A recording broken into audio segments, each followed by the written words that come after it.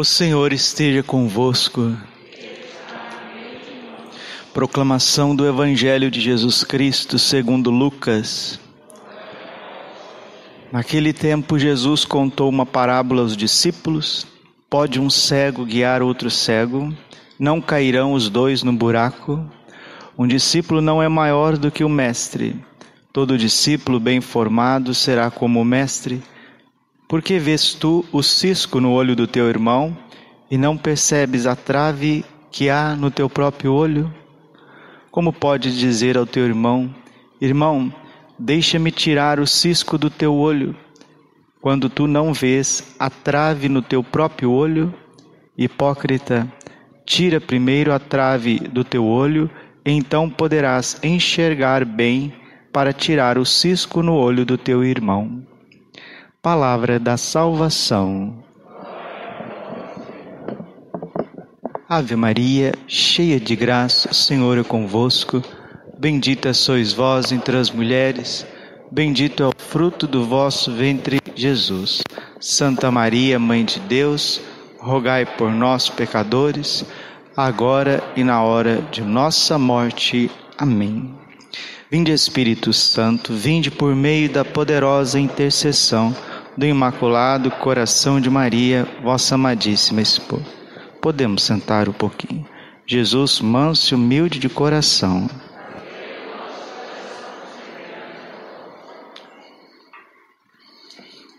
Se um dia alguém realmente tiver a coragem de pedir um presente para Deus, faça este pedido: Senhor, que de hoje até o fim da minha vida eu comece a ver as minhas falhas e não as dos meus irmãos.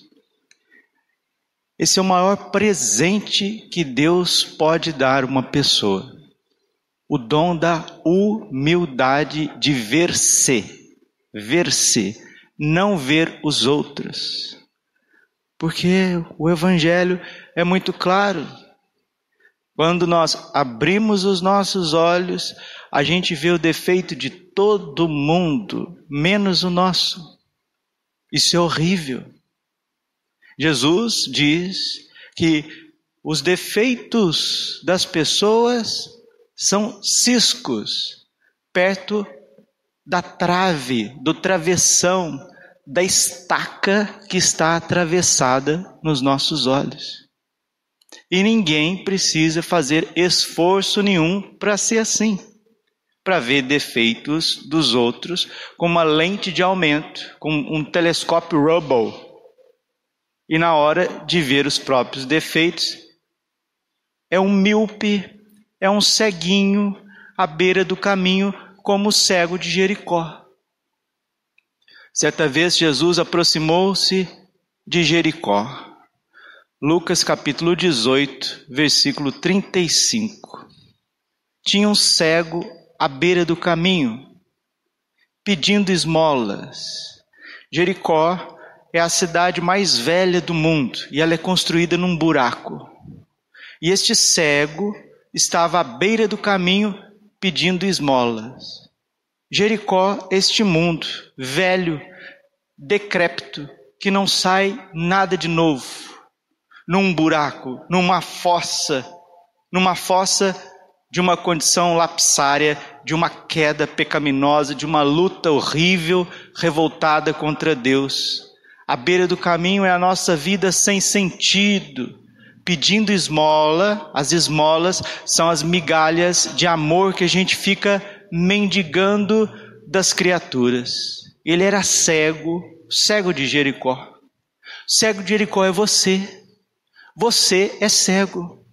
Nós somos cegos na Jericó deste mundo, este mundo velho, neste buraco lapsário do pecado. Estamos à beira do caminho, não conseguimos ir para frente, cheio de problemas, mendigando dia e noite amor das criaturas e realizações materiais.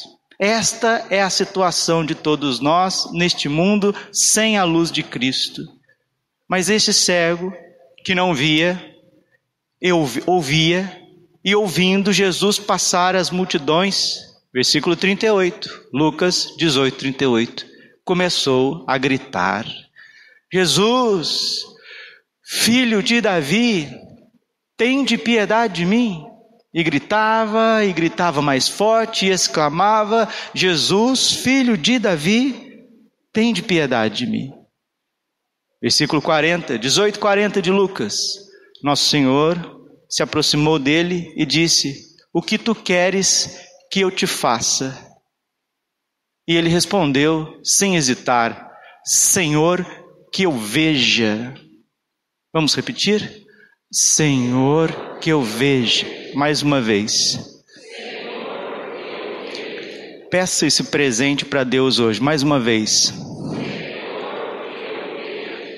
Nós precisamos começar a enxergar aonde está os nossos desequilíbrios, aonde está a nossa maldade, qual que é o nosso comportamento, aonde nós somos pesados para os irmãos, quais são as nossas falhas, quais são os nossos, desculpe a palavra aqui, os nossos pitis, né? Porque todo mundo tem os seus piti.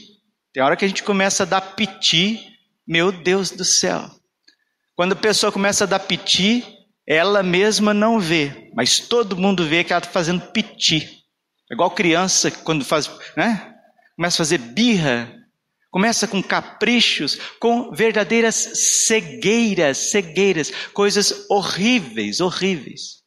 Desculpe, é vergonhoso, é vergonhoso. E por que nós temos tantas pessoas cegas para os próprios defeitos, mas em relação às coisas, em relação ao mundo, em relação ao presidente, em relação ao bispo, em relação ao padre, em relação à minha esposa, em relação ao meu marido?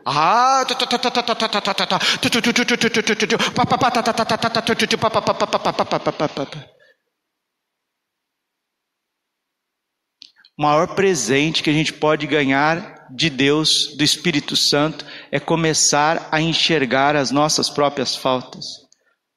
Sabe por que são poucas as pessoas que conhecem a si mesmo? Pouquíssimas entre os cristãos. Porque dói, machuca você ver o escândalo, você ver o monstro, você ver aquele ser horrível que nós nos tornamos depois do pecado. Se você visse um filme da tua vida, das tuas atitudes, você e eu, nós dois, nós falávamos: Deus me livre e me guarde com esse homem. Deus me livre e me guarde desta mulher. Eu não gostaria de ser assim. Se você vê, se você vê o DVD, o Blu-ray das tuas atitudes, você quebraria ele, jogava no lixo e começaria a chorar dia e noite para saber o tamanho do piti, o tamanho das injustiças, o tamanho das cegueiras que nós temos dia e noite sem cessar. Meus irmãos queridos, até comungando todos os dias, até celebrando a missa todos os dias, até pregando o Santo Evangelho todos os dias. Por isso Jesus, Ele está dando um start, está dando um choque. Ele está dando em cada um de nós uma chance para a gente acordar antes que venha o juízo, antes que venha o julgamento. Ele está dizendo para você e para mim. Evangelho de hoje, Lucas 6,42. Como podes dizer a teu irmão: irmão, deixe-me tirar o cisco do teu olho, quando tu não vês a trave no teu próprio olho? Hipócrita, tira primeiro a trave do teu olho, então poderás enxergar bem para tirar o cisco no olho do teu irmão. Tirar esta trave, isso chama-se conversão. Na primeira leitura que nós ouvimos hoje, Coríntios capítulo 9, São Paulo fala da sua missão de evangelizar, que ele não evangeliza por iniciativa própria, mas foi uma missão que lhe foi imposto. E esta missão veio da providência divina, veio do dom de Deus, porque São Paulo, Saulo de Tarso, era um desses que via o cisco no olho dos cristãos e não via a trave atravessada no seu, porque ele perseguia a igreja de Deus dia e noite. Ele julgava estar prestando culto a Deus. Saulo de Tarso, São Paulo, achava que ele precisava limpar todas as traves, todas as estacas que estavam atrapalhando o judaísmo com aquela seita dos nazarenos. Aqui está em São Paulo, apóstolo, o exemplo mais claro do cisco e da trave. Se com Saulo de Tarso acontecia isso, você acha que não acontece comigo e com você? Mas o Senhor o surpreendeu no caminho para Damasco. Atos capítulo 9, versículo 5.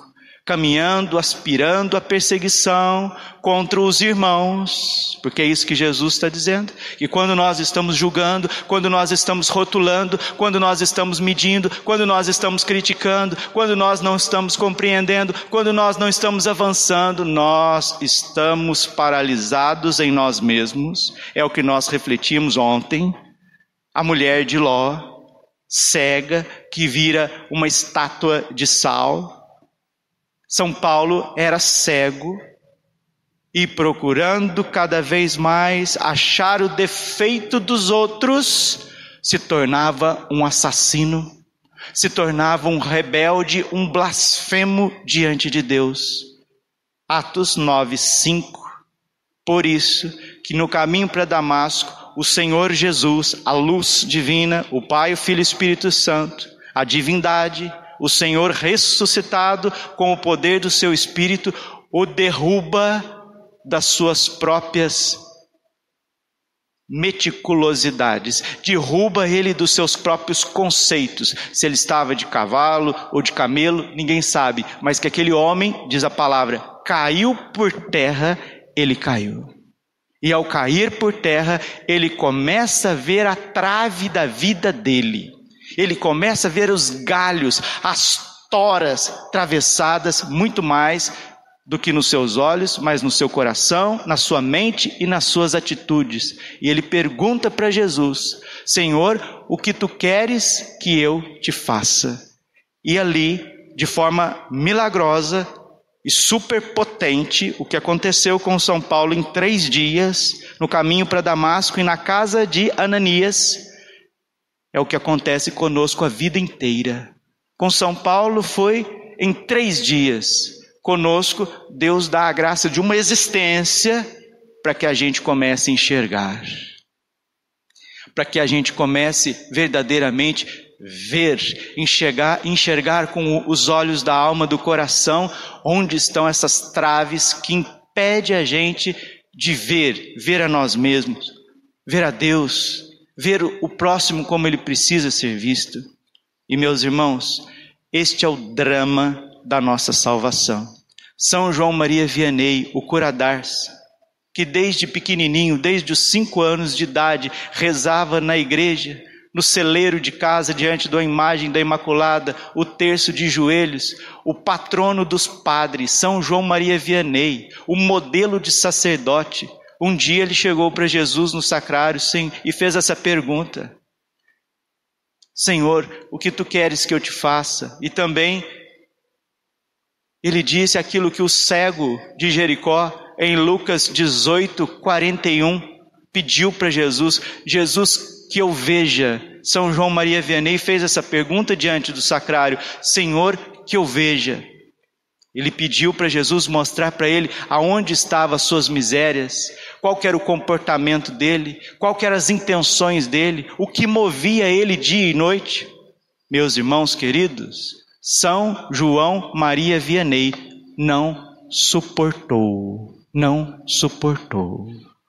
Ele teve que voltar no sacrário e dizer para Jesus: eu não aguento mais ver tanta miséria, ver tanta maldade dentro do meu coração. São João Maria Vianney. E o Senhor, coração de Jesus, que nós celebramos hoje, tirou essa luz divina que mostra para nós quem nós somos e aliviou um pouco esse processo de conviver com este cadáver chamado Braulio Silva D'Alessandro, um cadáver que me amordaça por dentro, que se não é a graça de Deus, me destrói e faz com que eu destrua os outros, como aconteceu com São Paulo. Termino esta homilia falando de um assunto muito sério, que nós temos que nos preparar desde então. Graças a Deus tem pessoas se preparando para isso. Quando se confessam frequentemente, quando rezam o cenáculo, quando jejuam nas quartas e nas sextas, quando comungam no estado de graça, quando amam o próximo, quando têm sensibilidade com os pequenos, ou seja, aqueles que ouvem a voz de Deus e com muita luta, com muito esforço, começam a colocar em prática devagarzinho com o auxílio de Nossa Senhora. Aqueles que estão na escola do Coração Imaculado de Maria já estão neste caminho de autoconhecimento, e para eles será mais ameno esse processo. João 16:7, Jesus diz assim para os apóstolos na última noite, na noite que ele foi entregue, na Santa Ceia: digo-vos a verdade, convém a vós que eu vá, porque se eu não for, o Paráclito não vem. Paráclito é o Espírito Santo. Mas, quando ele vier, ele convencerá o mundo a respeito do pecado, da justiça e do juízo, que consiste em não crer em mim. Quando ele vier, o Espírito Santo Paráclito convencerá o mundo. Não é a Capela São João Bosco, não é a Paróquia Santo Antônio, não é a Arquidiocese de Cuiabá, não é a Igreja do Brasil.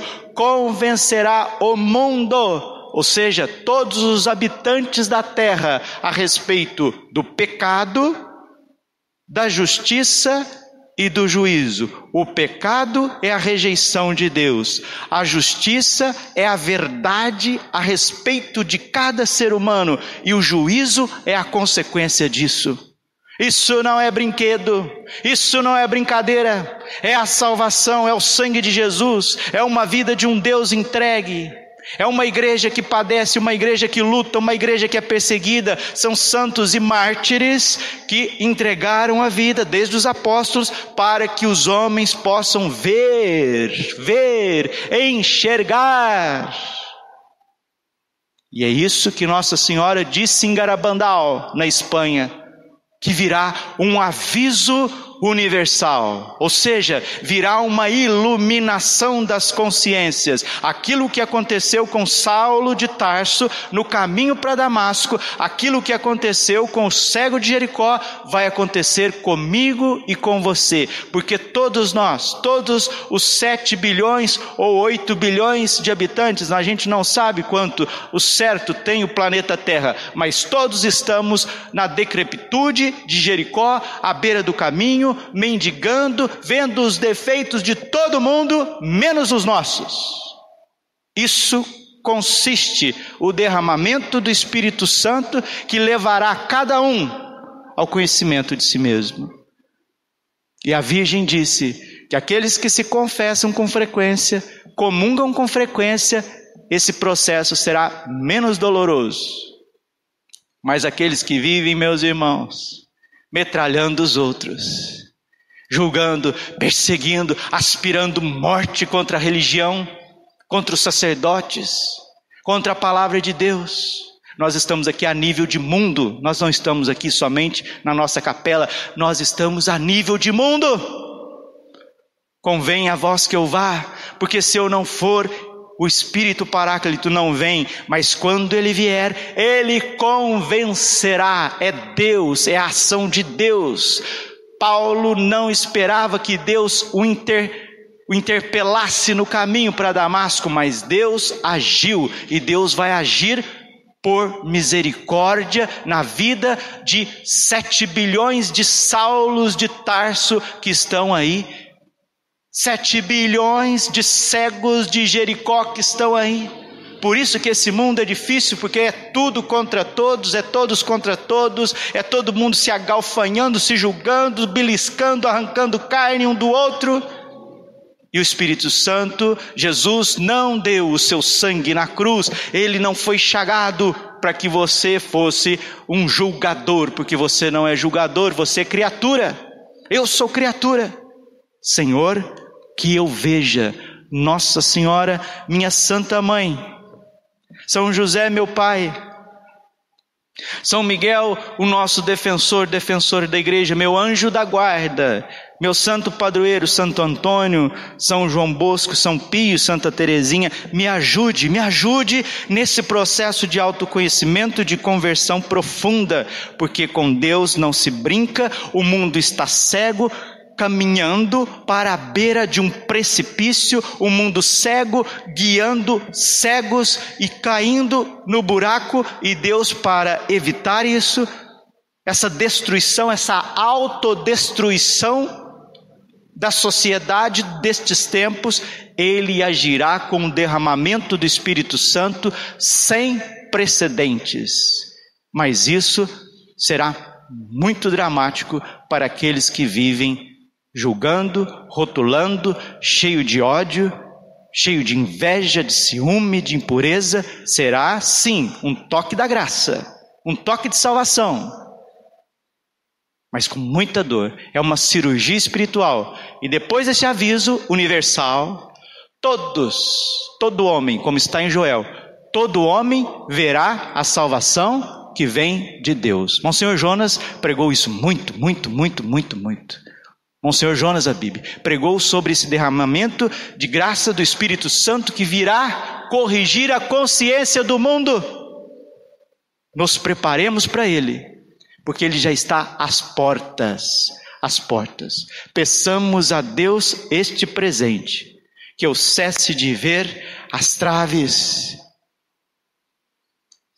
os ciscos nos olhos dos meus irmãos, as traves nos olhos dos meus irmãos.